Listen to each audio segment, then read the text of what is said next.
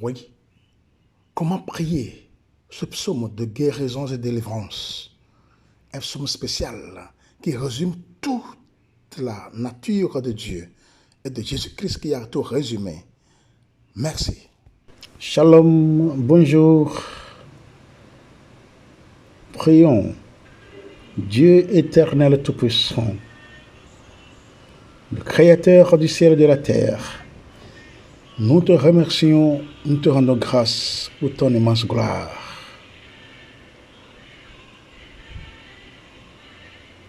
Nous te louons pour tout ce que tu es pour nous. C'est toi. Je suis. Ton nom, c'est Je suis. Le nom que tu as révélé à Moïse pour pouvoir le révéler au peuple d'Israël en Égypte. Merci beaucoup pour tout ce que tu ne cesses de faire, d'effectuer dans notre vie. Merci beaucoup pour tous les miracles. Merci beaucoup pour tous les déblocages, pour la grâce, bénédiction de déblocage que tu réalises dans la vie de tout un chacun de nous. Les déblocages financiers, professionnels, des arbres généalogiques, maternels, matrimoniels, sanitaires, des esprits mauvais, bonheur et chance. Seigneur, merci. Merci beaucoup pour ta bénédiction qui passe, ta grâce qui passe toujours par la croix du Christ. Au calvaire, par son sang précieux, son eau précieuse qui jaillit toujours sur nous pour nous purifier, sanctifier, exorciser, pour nous transformer, restaurer, pour nous délivrer, pour nous purifier, sanctifier, pour nous ouvrir les yeux, les oreilles et le cœur spirituel. Seigneur, merci. Merci pour tout. Merci beaucoup pour le don de la foi, le don de foi que tu nous donnes, pour que nous puissions toujours croire en toi. Seigneur, merci. Merci pour tout. Continue par nous bénir, continue par nous fortifier, continue par nous laver du sang de Christ. Que cette bénédiction continue par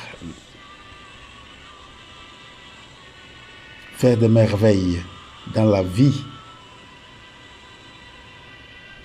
des familles de cette audience que tu me donnes toujours.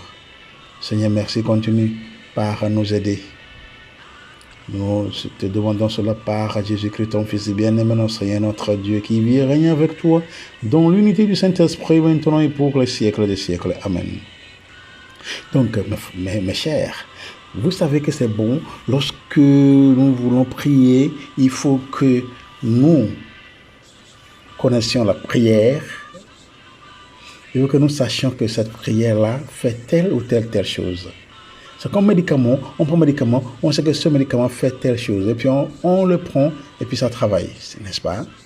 Donc, si on va prier des versets bibliques, si on va prier des psaumes, toute prière qu'on fait, on sait que cette prière-là fait telle ou telle chose, n'est-ce pas?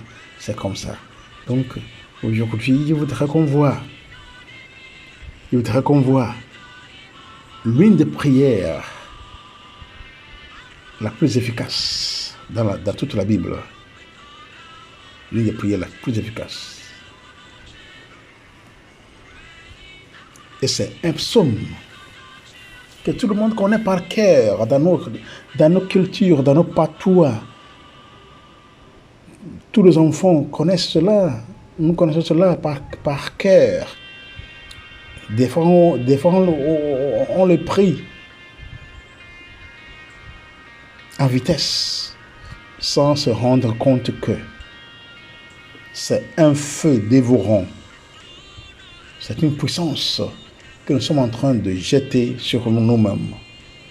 On ne sait pas cela. Donc,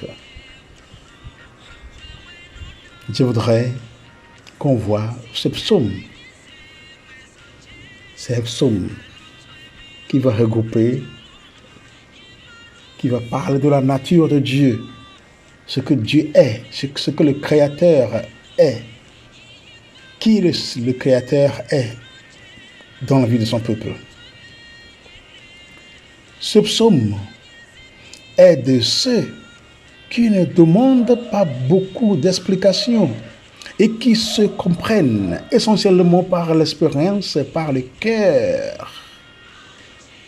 Il est inutile de nous arrêter aux diverses conjectures que l'on a faites sur l'époque de sa vie à laquelle David a pu le composer.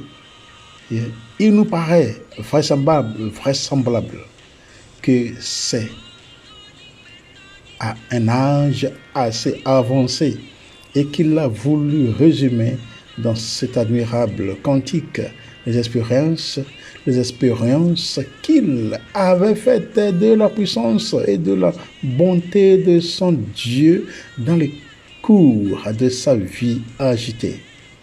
Ce psaume est très propre à fortifier notre foi en cette providence dont les soins paternels ne cessent de nous environner. Mais notre pensée ne doit pas s'arrêter aux bienfaits que nous recevons pour la vie présente. Elle doit se porter aussi sur les dispensations merveilleuses de la grâce divine et très particulièrement sur ce puissant et miséricordieux Sauveur en la personne duquel Dieu s'est manifesté à nous comme le bon berger et qui, dans plusieurs passages, nous est représenté sous cette image si douce et si consolante. C'est Jean chapitre 10, verset 11 à 30. Donc, chers frères et sœurs, nous sommes en train de parler du psaume 23. Donc, tout ce que je viens de dire, c'est ça. Nous pouvons lire maintenant ce psaume 23 de David. Yahvé est mon berger, rien ne me manque. Sur de près d'herbes fraîches, il me parque. Vers les eaux du repos, il me mène. Il y refait mon âme. Il me guide au sentier de justice à cause de son nom. Passerai-je un ravin de ténèbres, je ne crains aucun mal, car tu es près de moi. Ton bâton, ta houlette sont là, qui me consolent. Devant moi, tu apprêtes une table face à mes adversaires. D'une onction, tu me parfumes la tête. Ma coupe déborde. Oui, grâce et bonheur me pressent tous les jours de ma vie. Ma demeure est la maison de Yahvé en la longueur des jours. Donc voilà, nous avons vu ce psaume qui nous a parlé de bonnes choses ce jour.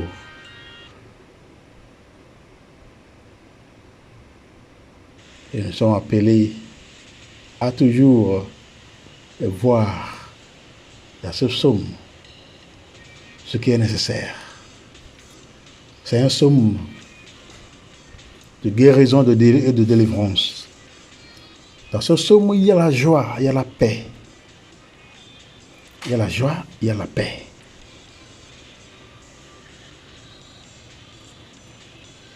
Il y a tout médicament. Il y a tout ce dont on a besoin pour pouvoir survivre dans cette vie.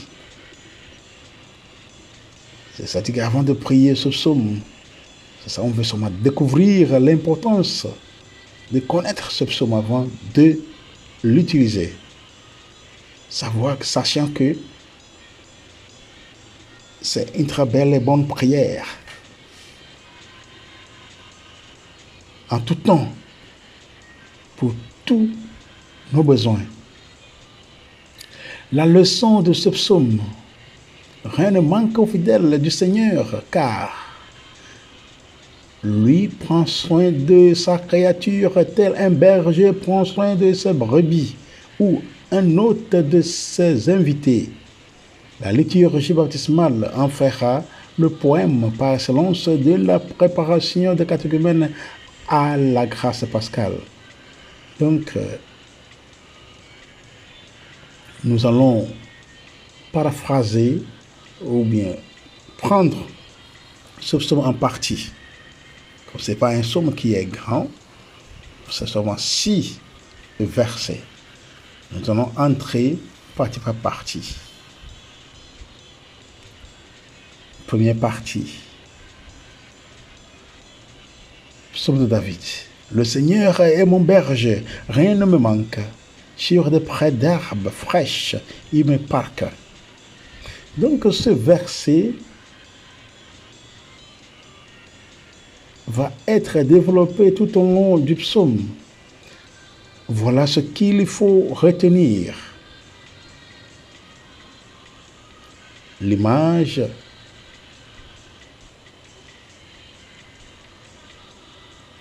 rappelle une atmosphère de confidence, d'intimité, de tendresse. Le pasteur connaît ses brebis une par une. Il les appelle par leur nom et elles le suivent. Elles le suivent parce qu'elles le reconnaissent et qu'elles se fient à lui. Et il prend soin d'elles. Il les garde comme des biens précieux, prêts à les défendre, à en garantir le bien-être, à les faire vivre dans la tranquillité. Rien ne peut leur manquer si le pasteur est avec elles. C'est à cette espérance que fait référence le psalmiste en appelant Dieu son pasteur.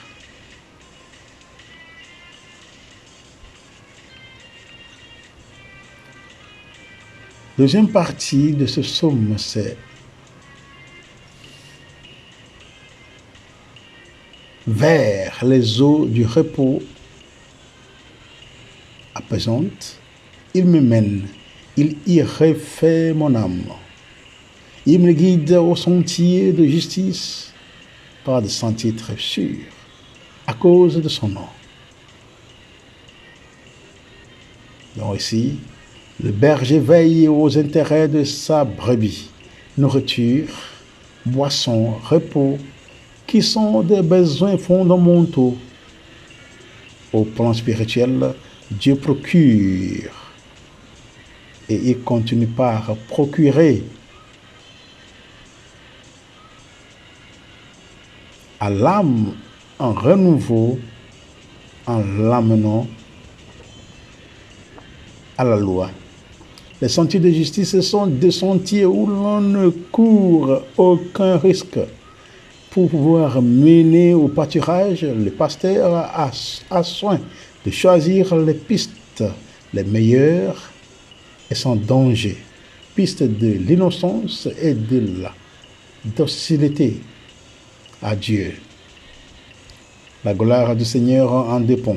Le Seigneur se doit à lui-même de démontrer sa suprématie sur les idoles païennes par son comportement envers les siens.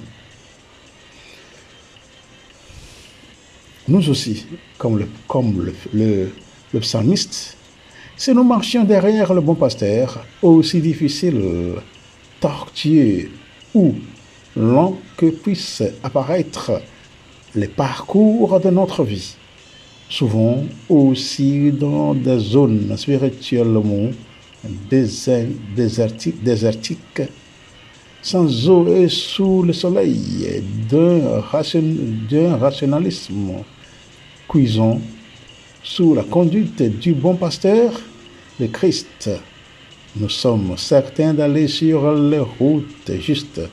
Que le Seigneur nous guide et qu'il est toujours proche de nous et qu'il ne nous manquera rien.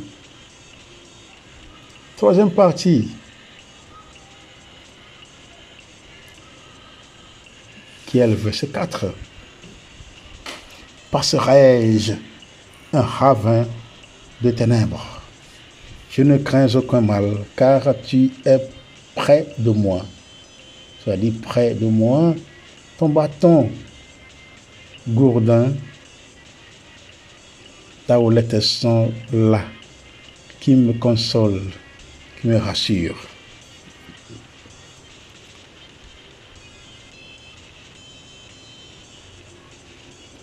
Passage au style direct, mais poursuite de la métaphore pastorale. Le bâton est une défense contre les bêtes sauvages et la houlette préserve des chutes qui passent avec le Seigneur dans le ravin de ténèbres de la souffrance, de l'incertitude et de tous les problèmes humains. Se sont en sécurité. Tu es avec moi. Telle est notre certitude, celle qui nous soutient. Le Seigneur est avec nous. Toujours, il ne faut pas oublier que le Seigneur est avec nous depuis le sein maternel. Depuis le sein maternel, le Seigneur est avec nous. Depuis le sein maternel. Avec maman le sache qu'elle est enceinte, voilà, Dieu est déjà là. Il est là. Comme on dit, Dieu est là. Il dit que je suis. Son nom c'est je suis. Je suis celui qui suis. Je suis celui que je suis. Donc Dieu est. Ce n'est pas que Dieu était. Ce n'est pas que Dieu sera. Mais il serait. Dieu est déjà. Il est. L'obscurité de la nuit fait peur. Avec ses ombres changeantes. La difficulté à distinguer le danger. Son silence rempli de bruit indéchiffrable. Si le troupeau se déplace à la nuit tombée, quand la visibilité se fait certaine, il est normal que les brebis soient inquiètes. Le risque existe de trébucher ou de s'éloigner et de se perdre. Et il y a encore la crainte de possibles agresseurs qui se cachent dans l'obscurité. Pour parler de ce ravin de ténèbres, le psalmiste utilise une expression en hébreu qui évoque les ténèbres de la mort. Pourtant, l'orant, ça veut dire celui qui prie, continue avec certitude, avec assurance, sans peur, parce qu'il sait que le Seigneur est avec lui. Ce qui est avec moi est une proclamation de confiance inébranlable et elle synthétise l'expérience d'une foi radicale. La proximité de Dieu transforme la réalité. Le ravin de ténèbres perd toute dangerosité. Ce vide de route menace.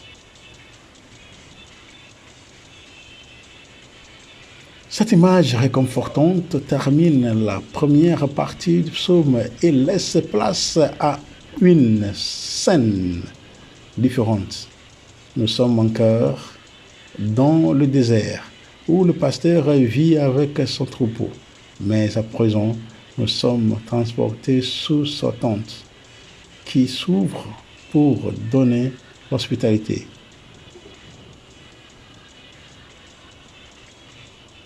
Autre partie, c'est devant moi, tu apprêtes une table face à mes adversaires. d'une onction, tu me parfumes. La tête, ma coupe déborde. Oui. Donc le berger s'est fait hôte et déploie une sollicitude empressée après la protection assurée. Glissement de la métaphore pastorale à l'image du festin. Maintenant, le Seigneur est présenté comme celui qui accueille Laurent avec les signes d'une hospitalité généreuse et pleine d'attention.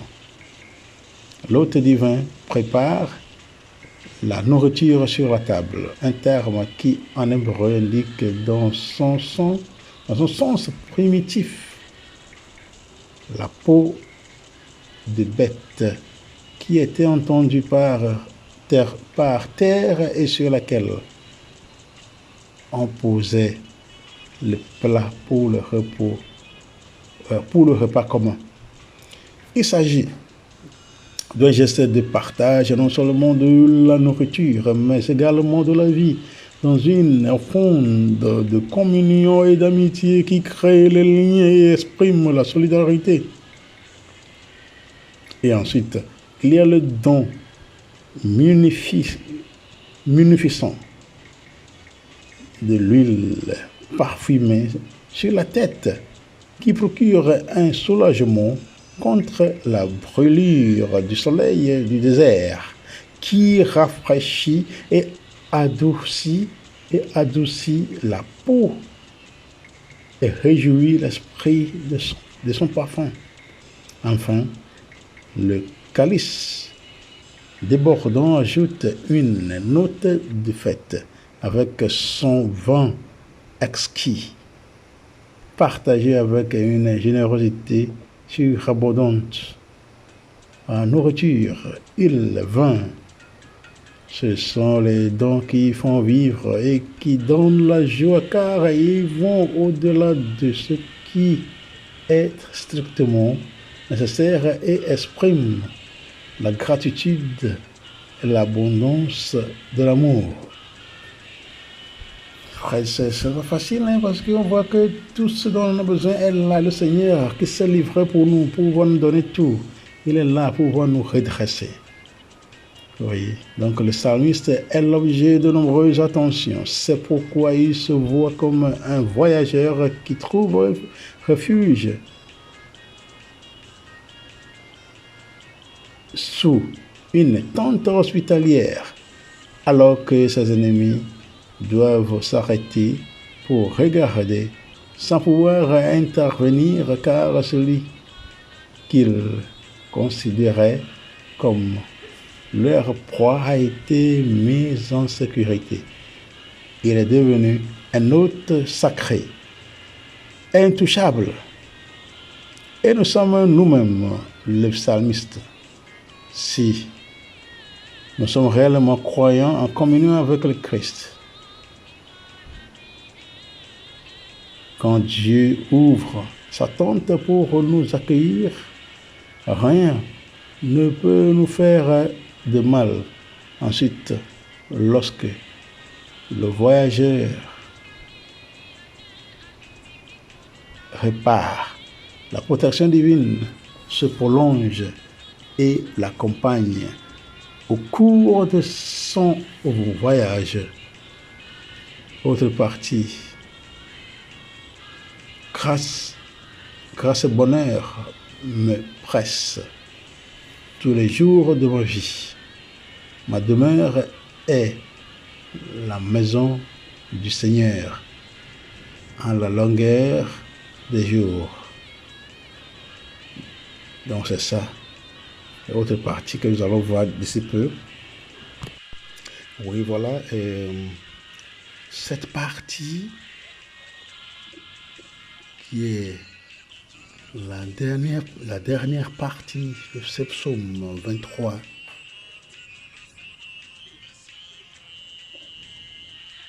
Il dit ceci: retour au style direct avec présentation de la condition réelle du psalmiste, qui est David, dévot du Seigneur, empressé à le prier et à le servir en son sanctuaire.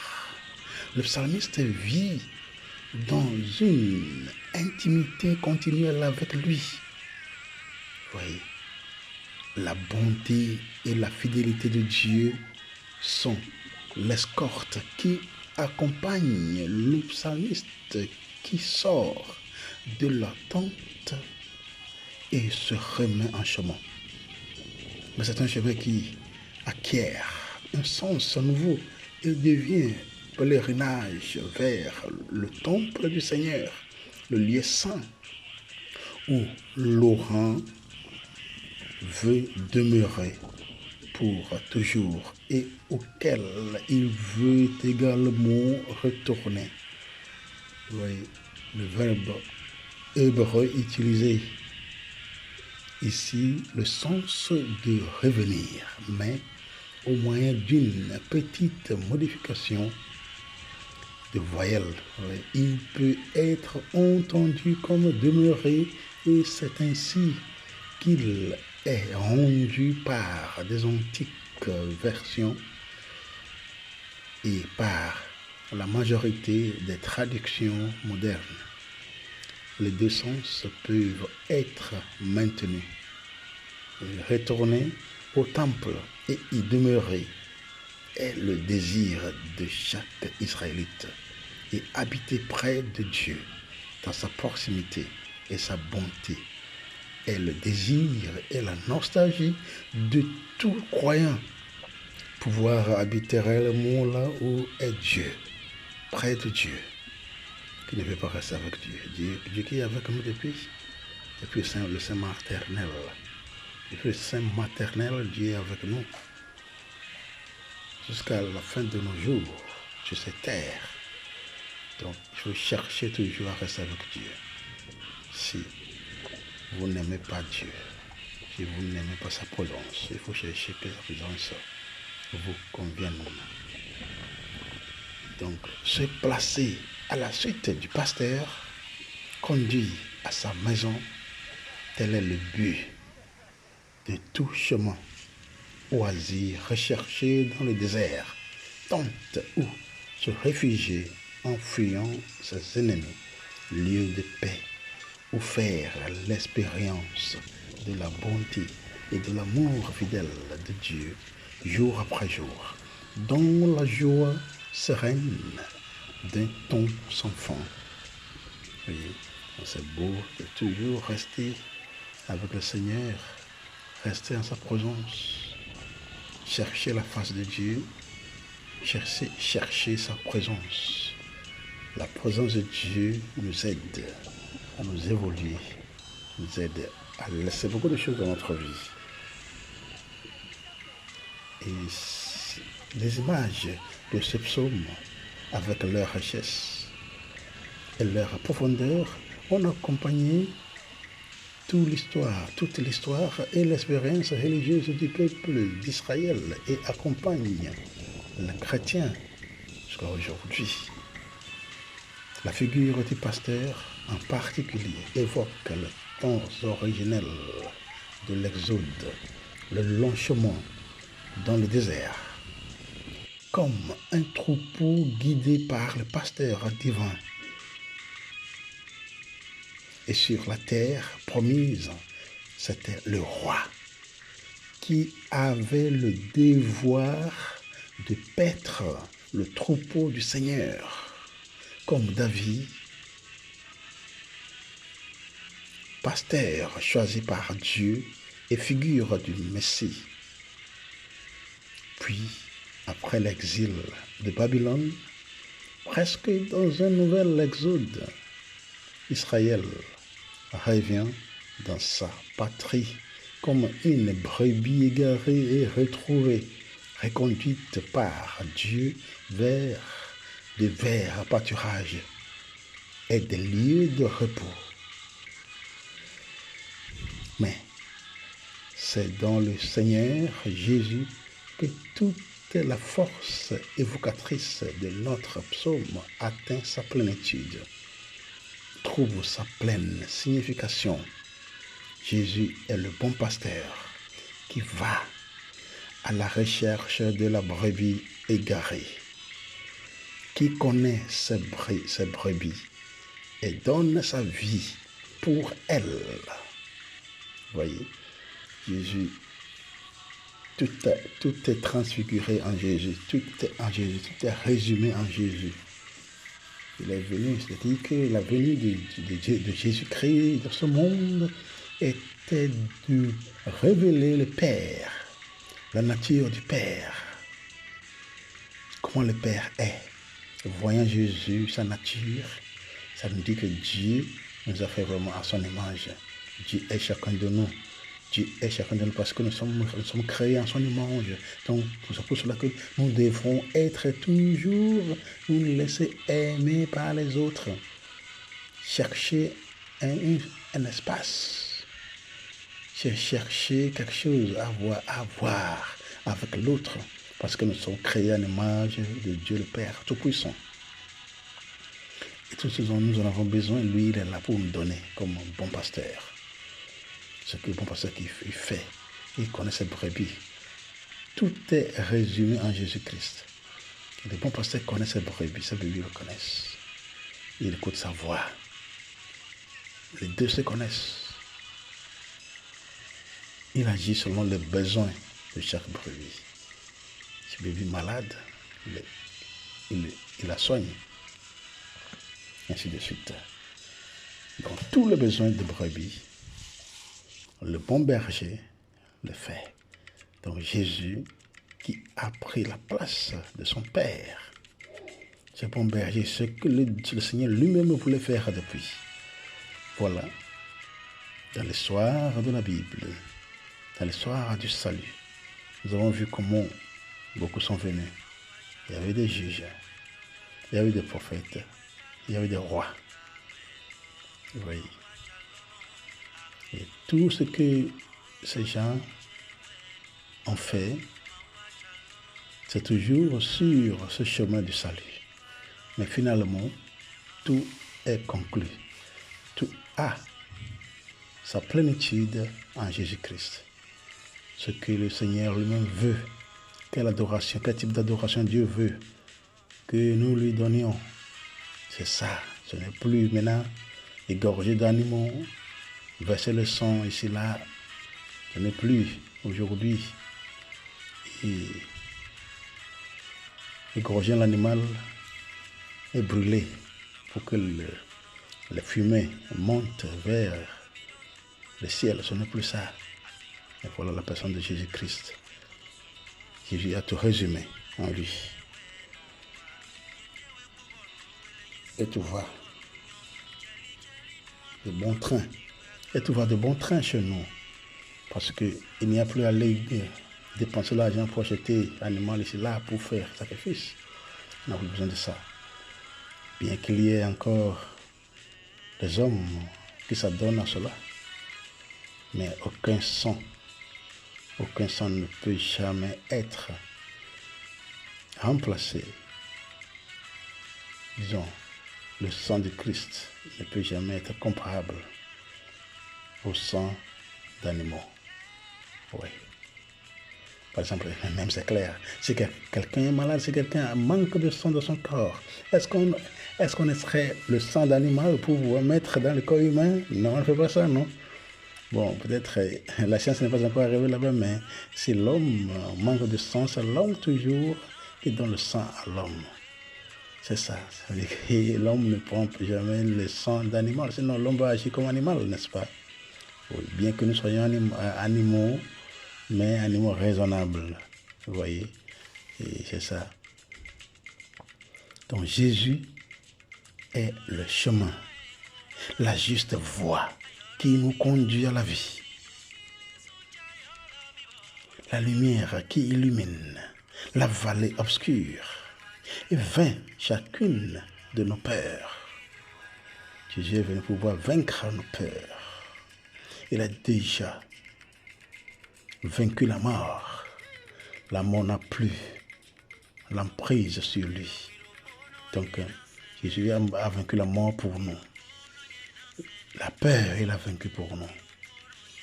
Les maladies, tout ce qui Voilà que l'homme a évolué, Jésus l'a déjà vaincu. Il a déjà vaincu la guérison, tout.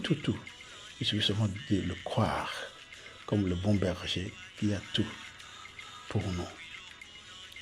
C'est lui, l'hôte généreux, qui nous accueille et nous met à l'abri des ennemis en préparant la table de son corps et de son sang et celle définitive du banquet messianique.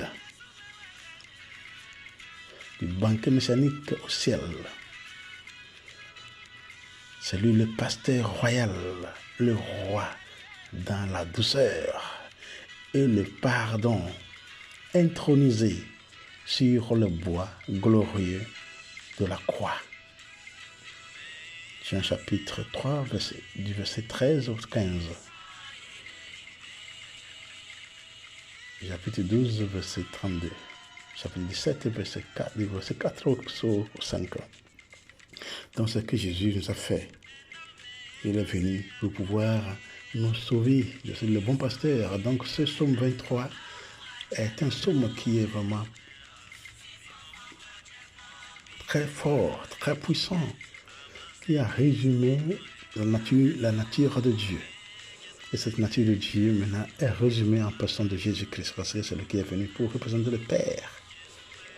Donc, ce psaume nous invite à renouveler notre confiance en Dieu. Il faut faire confiance au Seigneur, à nous abandonner totalement entre sa main. Nous ne sommes pas nos créateurs propres. C'est quelqu'un qui nous a créés. Et celui qui nous a créés, c'est Dieu le Père. Nous ne sommes pas nos propres créateurs. Pourquoi pas nous abandonner entre sa main? Pourquoi pas? Demandons donc avec foi que le Seigneur nous accorde, même sur le chemin difficile de notre temps, de marcher. Demandons donc avec foi que le Seigneur nous accorde, même sur le chemin difficile de notre temps, de marcher toujours sur ces sentiers comme un troupeau docile et obéissant, qu'il nous accueille dans sa maison, à sa table, et qu'il nous conduise vers des eaux tranquilles, afin que, dans l'accueil du don de son esprit, nous puissions nous abreuver à ces eaux, source de l'eau vive, jaillissant en vie éternelle. Amen. Donc, chers auditeurs et auditrices, merci beaucoup d'être là, d'être venus. Et avec cette séance, nous avons appris comment et connaître comment et connaître l'essentiel, disons, le pourquoi prier un psaume. Dans ce psaume que nous venons de lire, nous venons de discuter, nous venons de commenter, c'est pour nous aider à avoir encore la foi profonde sur notre Dieu. Dieu qui est là pour nous comme Père et Mère, qui est là pour nous sauver, qui est là pour nous aider dans tout le cas. Donc c'est un psaume de guérison et de délivrance de la part des bons pasteurs. Quand nous parlons de guérison et de délivrance, ça prend tout. Tout ce que nous avons comme difficulté de travail, comme difficulté tout ce que nous avons comme difficulté dans la vie. D'accord? Que ce soit travail, que ce soit blocage, que ce soit quoi que ce soit. Nous avons prié au début de cette séance sur des blocages financiers, des blocages matrimoniels, paternels, maternels, des esprits mauvais, de bonne chance, de bonheur. Vous voyez, nous avons prié pour la santé, des blocages sanitaires, des arbres généalogiques, professionnels, ainsi de suite. Le Seigneur, ce psaume est vraiment universel.